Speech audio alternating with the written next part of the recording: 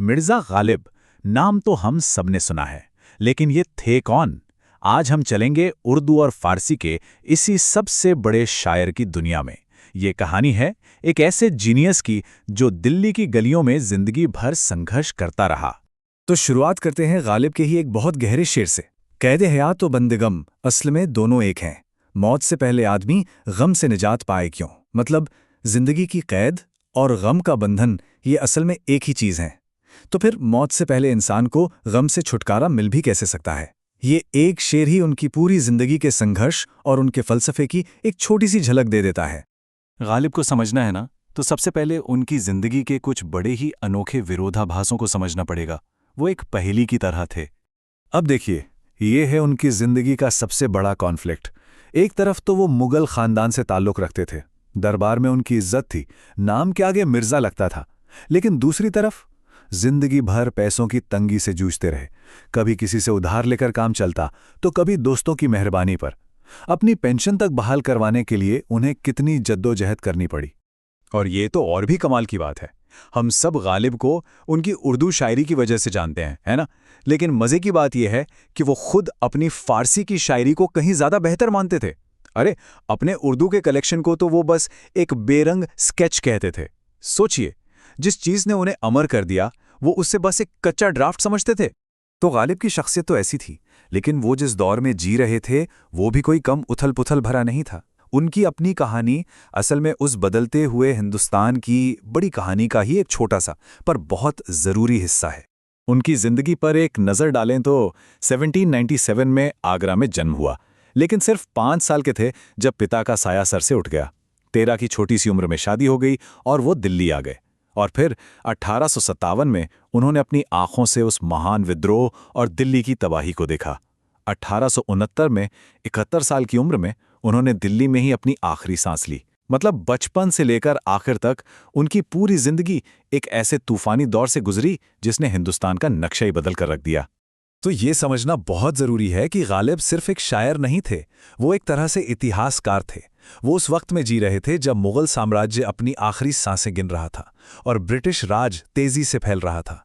उन्होंने एक पूरी दुनिया को, एक पूरी तहजीब को अपनी आंखों के सामने ढलते हुए, बिखरते हुए देखा और उसे अपने लफ्ज़ों में कैद किया।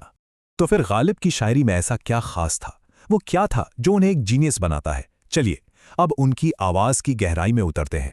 गालिब ने सबसे ज़्यादा जिस फॉर्म में लिखा वो थी गज़ल। अब गज़ल होती क्या है?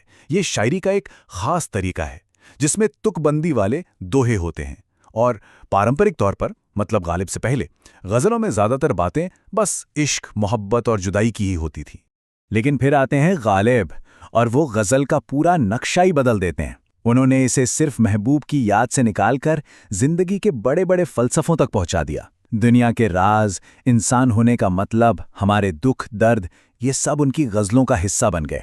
उन्होंने इतनी गहरी, कई परतों वाली बातें कहीं कि एक एक शेर के कई कई मतलब निकलते हैं। और सबसे मज़ेदार बात, उनकी शायरी में महबूब कौन है, मर्द है या औरत, ये कभी साफ नहीं होता। इससे उनकी शायरी किसी एक रिश्ते में बंधने के बजाय यूनिवर्सल हो जाती है। सिर्फ शायरी ही नहीं, उनकी हाजिर जवाबी भी कमाल की थी। एक बड़ा मशहूर किस्सा है 1857 के गदर के वक्त का। एक ब्रिटिश कर्नल ने उनसे पूछा कि आप मुसलमान हैं? तो गालिब ने जवाब दिया, आधा। कर्नल हैरान हो गया, पूछा, आधा? इसका क्या मतलब हुआ? तो गालिब ने बड़े आराम से कहा, शराब पीता हूं पर सुअर नहीं खाता। मतलब इतनी मुश्किल और खतरनाक सिचुएशन में भी उनका ये अंदाज, ये थे गालिब।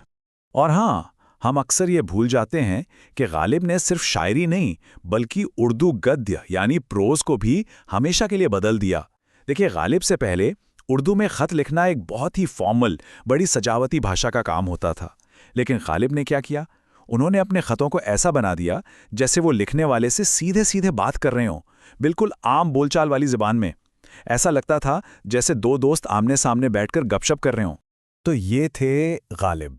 लेकिन उनकी विरासत, उनकी लेगेसी, वो कहानी तो और भी दिलचस्प है, क्योंकि उनको असल शोहरत मिली उनके जाने के बाद। गालिब को ये अंदाज़ा था, उन्होंने खुद कहा था कि लोग उन्हें आने वाली पीढ़ियों में पहचानेंगे, और हुआ भी बिल्कुल यही। ये कितनी बड़ी विडंबना है ना? कि जिस शायर ने पूरी जिंदगी पहचान के लिए, इज्जत के लिए संघर्ष किया, उसे दुनिया ने सिर आंखों पर तब बिठाया जब वो इस दुनिया में थे ही नहीं।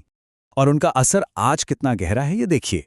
संगीत में जगजीत सिंह से लेकर नूरजहां और नुसरत फतेह अली खान तक बड़े बड़े फनकारों ने उनकी गज़लों को अपनी आवाज़ दी है। फिल्मों में 1954 की क्लासिक मिर्ज़ा गालिब को कौन भूल सकता है।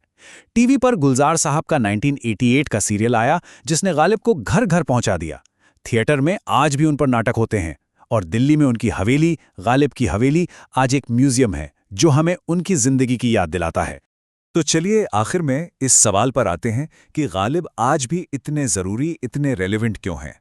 क्या वजह है कि 19वीं सदी की ये आवाज़ आज भी हमारे दिलों में गूंजती है? वजह सीधी और गहरी है। गालिब ने किसी खास दौर या किसी खास कल्चर की बात नहीं की। उन्होंने बात की उन यूनिवर्सल जज्बातों की जो हम सब महसूस करते हैं। प्यार, किसी को खोने का दर्द, अपनी मौजूदगी पर शक और जिंदगी का मतलब ढूंढने की कोशिश। उनकी शायरी वक्त और सरहदों से परे है, इसीलिए वो आज भी सीधे दिल में उतरती है। और ये हमें एक बहुत बड़े सवाल के साथ छोड़ जाता है। सोचने वाली बात है ना कि कैसे एक डूबती हुई सल्तनत से उठी हुई एक आवाज़ आज भी सदियों बाद करोड़ों लोगों के लिए उनके दिल की खुशी और उनके दर्द की सबसे सटीक, सबसे खूबसूरत परिभाषा बन गई है।